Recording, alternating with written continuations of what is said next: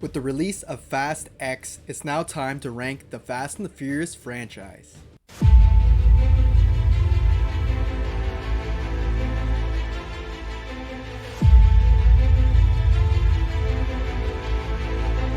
Hey guys, welcome back to the channel. Hope you're having a good one today. I'm the Movie Ranker, and today I'm going to be ranking all 11 Fast and the Furious movies from worst to best.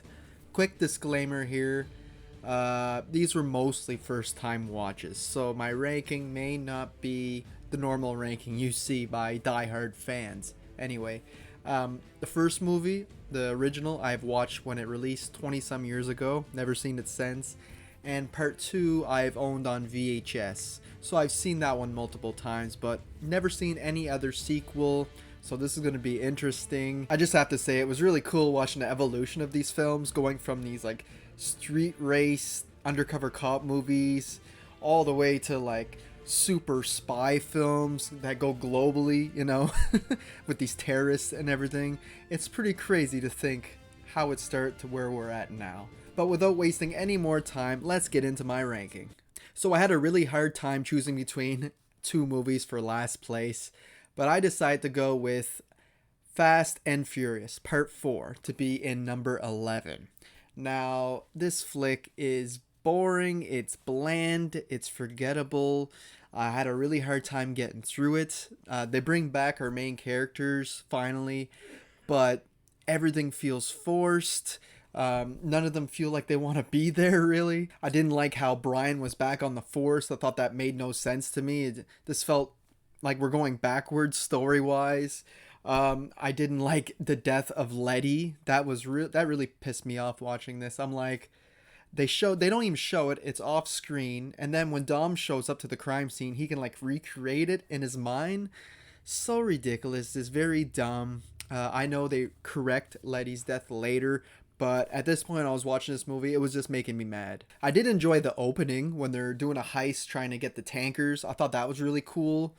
But yeah, the rest of the film kind of sucks. When they're driving, the GPS stuff was pretty cool too. It was almost like they were in a video game. But yeah, this is just a forgettable and bland entry. And it probably didn't help that there was a writer's strike going on in the middle of production of this film. Maybe that's the reason why it's so bland. But yeah, it's just not good. Up next, at number 10, I got F9. Now, on this one, it feels like the writers listened to the internet when people were saying they're getting too crazy, they're becoming like superheroes, and they go along with it. They go even crazier in this one. That whole bridge scene when the car hits the rope and they start swinging around off the cliff, or going to space with the rocket car, like, come on, it's just too much for me personally. I didn't mind when they went a little over the top before, but this one just completely crossed that line for me. I will admit that Roman being self-aware about it and questioning how they keep surviving all the time on these huge missions, that was kind of funny to me, but that was kind of the only joke that landed. I don't think John Cena really stood out in this role. And I usually like the guy, but in this time it just didn't work for me. He kind of gave a wooden performance, and how many times are they going to introduce family members? It can only work so much. It's like the next film, oh, it's his sister that's involved in the plot. The next movie, oh, it's this guy's brother. It's like, it gets old after a while. And all those flashbacks of Dom and Jacob as brothers when they were younger look nothing like Vin Diesel or like John Cena. And they're supposed to be like early 20s, late teens or whatever. They would at least resemble them a bit. They were better off just using them and de-aging them a little bit, or hell, just go like that, because seeing the younger selves, it just threw me off. I couldn't connect the pieces. And then they go and bring Han back from the dead. It's like they do this way too many times in the franchise as well. Just let people die, okay? And they make it this whole secret side plot where he was working with Mr. Nobody, and it's like, just too crazy for me. The action is too cartoonish, and the story did nothing. Up next, at number 9, I got Tokyo Drift. Now this one I'm a little more mixed on. I don't really hate like the other two, or find that they're actually real bad movies. But this one, yeah, I'm mixed. And my biggest problem I have with it is our main lead. This guy looks like he's 45. He's supposed to be playing a 17-year-old, but he has like a receding hairline and everything. And I can't see him as this late teen. It's unbelievable to me. And it just didn't make any sense that Han would choose him to be his driver when he didn't even know what drifting was at the time. It's just really dumb. He does this little stupid montage to learn how to drift. It in the drifting parts of the races, I don't find they're as exciting to watch as the street races usually are. I mean, for me, the most exciting part of the film was when Dominic shows up at the very, very end to challenge the main lead, and I'm just like, that's bad when that is the best part of your movie for me, or at least the most exciting part for me. I guess we get one cool scene where they're like drifting through the city and they go on a crosswalk and everybody's there and they have to like move. That looks pretty cool shot. But the rest of this movie just didn't excite me. I wasn't engaged in it at all. It's not necessarily a bad film. I just didn't like any of the characters and the story didn't do much. Up next at number 8, I got the brand new Fast X. Now, quick disclaimer, from here on out, all these movies get passing grades for me. Like, these are 3 stars and up. Now, while I still think a lot of the action in here and the story is insane, they do scale it back a tiny bit from F9, which I appreciate it. You know, after going to space, it had to come back. There's no going forward. I'm glad it didn't include time travel and go see dinosaurs and shit. Even though that may happen in the future, I wouldn't I rule it out with these guys. But for starters, I think Dante was a great villain played by Jason Momoa. He was just so weird, kind of bizarre, insane at times. Remind me of Joker. He gave off Joker vibes at time, but a little different, little twist on it. And he was kind of unpredictable, and I loved him for that. And there was stuff that he did, I'm like, that was pretty insane. Like when he's sitting there painting toenails and with the 2 dead guys, 2 dead soldiers, and he has their eyes taped and everything. I'm like, that is just so disturbing, but I love it. I also enjoyed Brie Larson's character in here. I'm not a huge fan of that actress, but, you know, I think she did a really good job in here. Better than in Captain Marvel, if you ask me. She's Mr. Nobody's daughter. And we also get introduced like our new Hobbs in here, since Hobbs wasn't in this. It's Thad from Blue Mountain State. I don't know the actor's name, but if you know Blue Mountain State, it's Thad. So if you can believe him as a super tough like cop, he plays it pretty well though. Now I feel like the Jacob character played by John Cena gets kind of redeemed in this one. I didn't care for him at all in the F9, but this one here I thought he had a great little side plot with little Brian. You know, they had like their own little mission. I thought it was really cool. But like I said, this movie still has ridiculous scenes, like the whole dam finale. They're on top of the dam.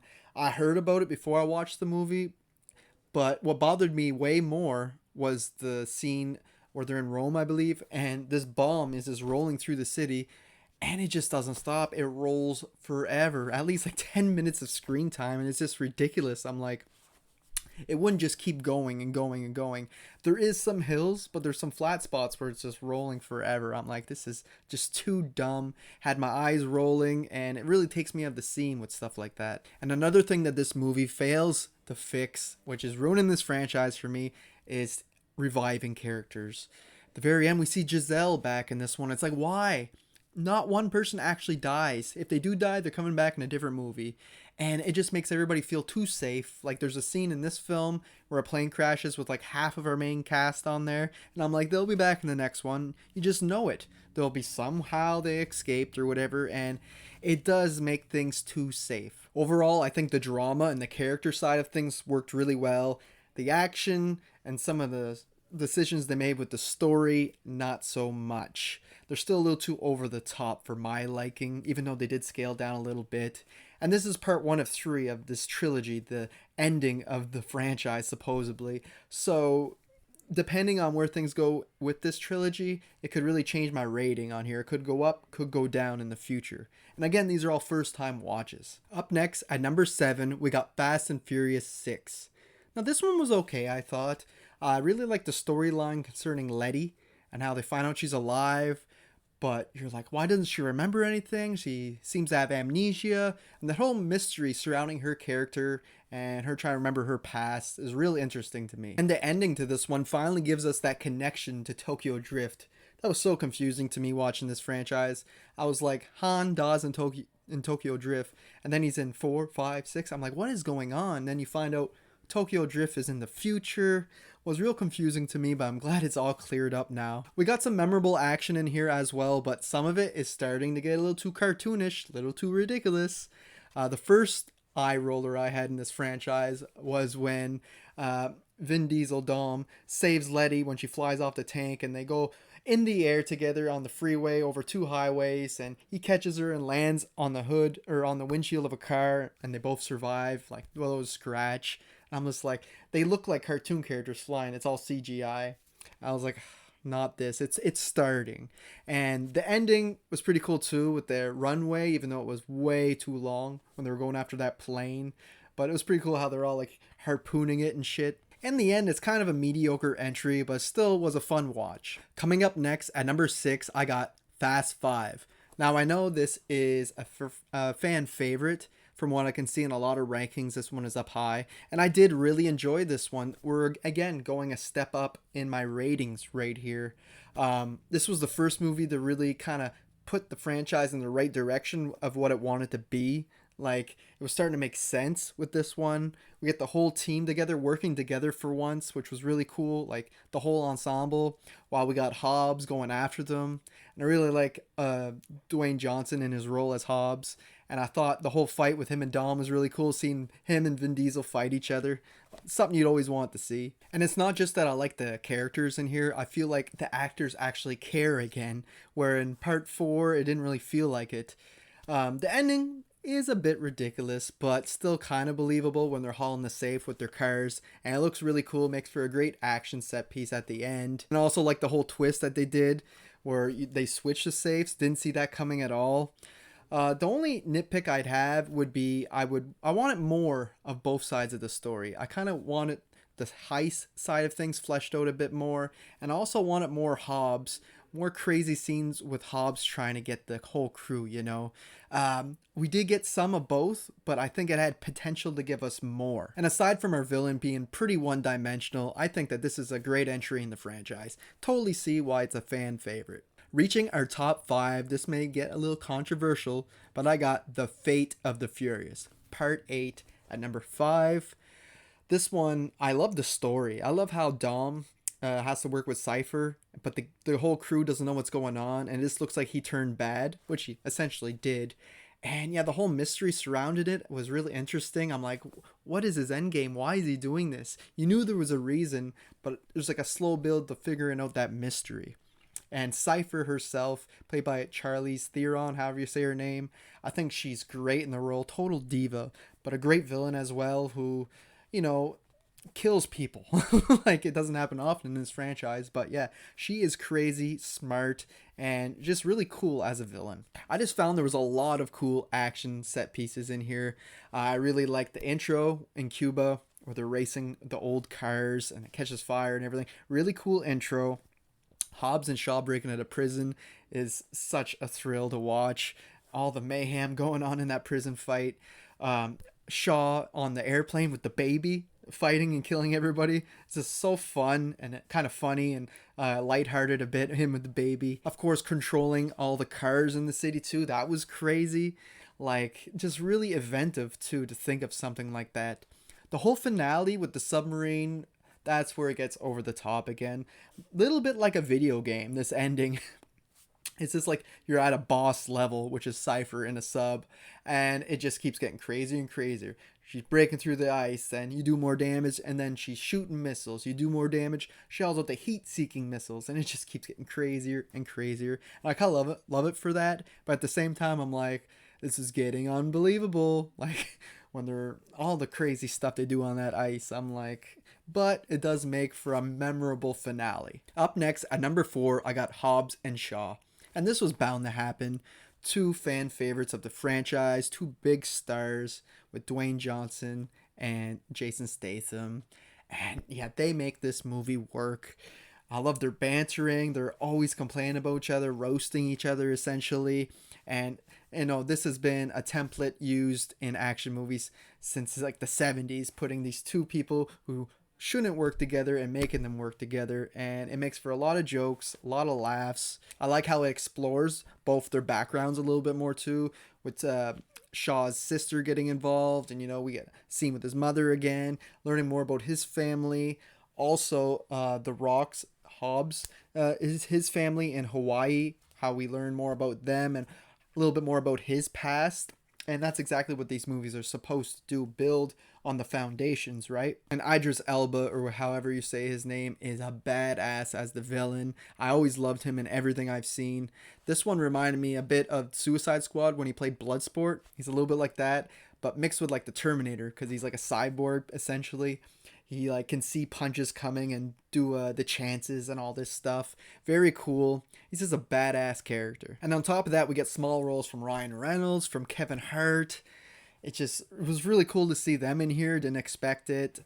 Most of the jokes land for me, especially the airport scene with Mike Oxmall. That part was so funny, and I love how they came back with it and with the after credits scene. You guys got to check that out if you haven't. Made me laugh so hard. The cast and characters are definitely the best thing about this film. The action, it's decent. Still a few ridiculous things, but it's more small scale. Like that scene with The Rock holding the helicopter and the chained, like holding them both down. It's like, as if. And the story is fairly generic. But like I said, with all these characters and the cast, they really elevate this film. Reaching our top 3, I got another controversial pick, and it's Too Fast, Too Furious. This is another pick that people seem to hate, usually at the bottom of people's rankings. Maybe it's because I have so much nostalgia for it, because I had it on VHS, but I honestly think this is a fun time. It's really funny, even though it's not supposed to be half the time, but it's like so bad it's good funny, especially the dialogue between Brian and Roman in here is just hilarious. They have this bromance. They feel like an old divorced couple. The banter that they have, like for instance when he's walking behind Eva Mendes character and Dom's like, what you doing? Or Roman, I mean, he's like, what you doing? You checking her out? He's like, no, I'm not. It's like he's getting mad at him checking her out, and just stupid stuff like that is so funny to me. They're like always arguing about the stupidest stuff. And Roman is just such a cool, funny character, full of personality. And as you can see, these later sequels really decide to put him full front and center as the comedian of the group, and that was a wise choice. And you can really see that on screen in part 2. There's tons of memorable scenes, like when they're going to that warehouse with all the garages, when the cops chase them and they come out with like hundreds of vehicles and they switch. I thought that is so cool. I always remembered that. The torture scene with that dude from Sons of Anarchy, the bigger guy, they put the rat in the bucket over his stomach. That was always implanted in my memory. That was like always a torture method I always thought of when people were talking about medieval times, and now I'm like, what about a rat in a bucket? And of course, who can forget Eva Mendes in white pants and in bikinis throughout this entire movie. So freaking good. And this is the film we figured out Ludacris can act, not just sing. Like I said, it's funny from start to finish, even though it's not always intentional. But I always get a kick of watching this one. It's highly entertaining, and this is just fun to me. It's not necessarily great. I think the villain's pretty good. He's intimidating in that, just as this like gangster guy. But the ending was kind of weak, I have to admit, where they jumped the car onto the boat, and it pretty much ends there. Not much happens with the villain. You think there's going to be another scene, but there's not. But like I said, this is just fun written all over it. Up next at number 2, we got The Fast and the Furious, the original. Not a lot of people put the original at the top, which is weird for a franchise, but I can understand with this one. This franchise has so many flavors, depends which one you like, right? And this one, I appreciate how more smaller scale it is, how more confined it is. It's not like trying to take over the world or anything or be these crazy spies. It's a more simple movie. Very much a product of its time, though. From its 2000 style to the soundtrack. So influential, too. Like, you gotta think, we didn't have many video games before this where you did street races like you do on here with NOS and everything. That all got popularized by this film. It was out before, but I mean, it really got mainstream after this. I really enjoyed the story to this one, with Brian being undercover and weaving his way into Dominic's family, his crew, and the drama between Dom's friends and like Vince and Brian is real interesting, and how he tries to get with Dom's sister. I enjoy all the characters in here. Yeah, I admit the street races feel cheap, and the CGI they had at the time that they had used wasn't the best, but I mean, it's product of its time, like I said, and that's kind of part of its charm at the same time. And I just think the final act is so thrilling and adrenaline filled when they're on the highway trying to rob that transport and things go bad and Brian has to show up, and it's just real engaging, great action. The stunt work is awesome in it for this smaller budget movie compared to what the movies became. And of course that whole drag race at the end too, the classic Dodge Charger and Brian, how they have to cross the tracks. It's just so awesome. But for me, coming in the first place, I got Furious 7. What a crazy movie. For starters, Paul Walker ended up dying midway through filming this, or sometime when they were filming this film, and they managed to turn it into a great tribute to that character, especially near the end. I love that little homage they did for him. And yeah, they made a friggin' phenomenal movie. It's just jam-packed with fun, over-the-top action from start to finish. It's never a dull moment.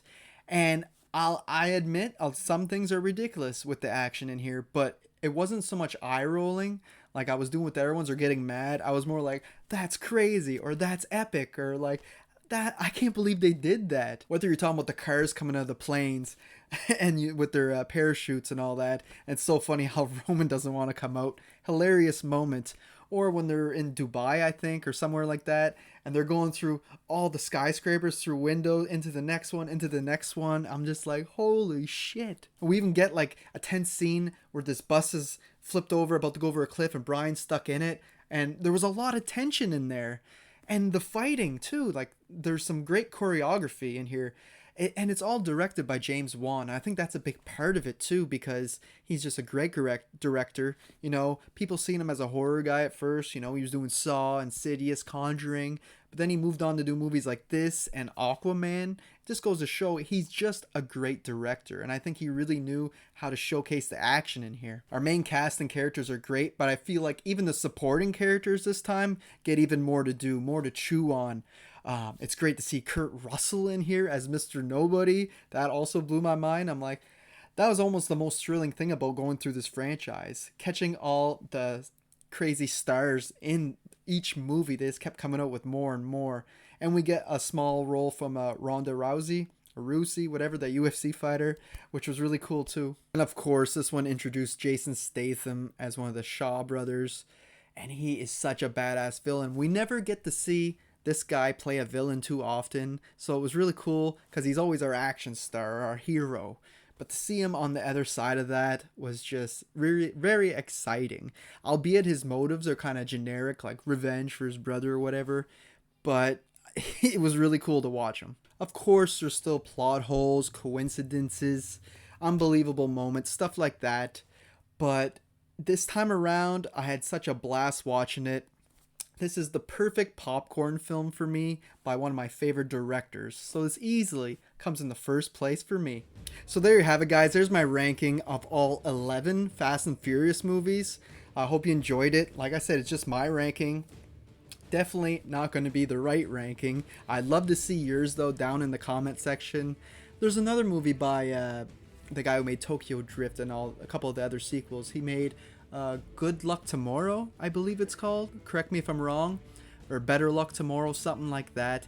And apparently it's a prequel for the Han character.